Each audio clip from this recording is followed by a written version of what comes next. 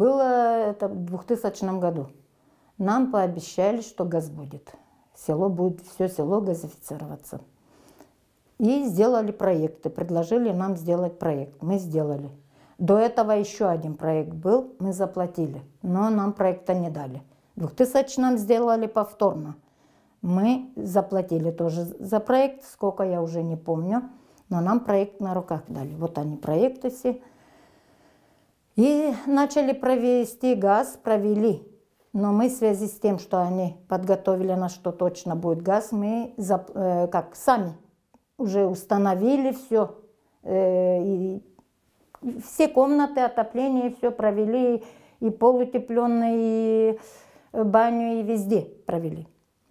Заплатили очень хорошую сумму в то время. И по сей день у нас газа нету. Вот именно в центре.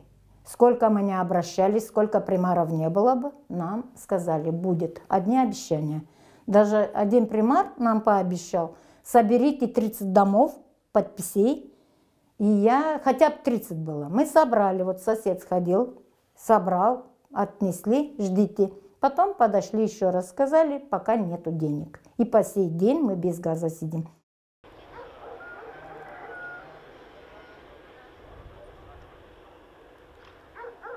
Центральная улица вот проведена с верхней стороны. У нас с начала села до конца села проведена газ. Есть трубы и проведено, и каждый дом. А с этой стороны, с центра, вот мой дом, и до конца села нету газа. Одни обещали, вот так и не провели. И мы хотели оттуда подключаться, но нам не разрешили, потому что там, как говорят, что не положено.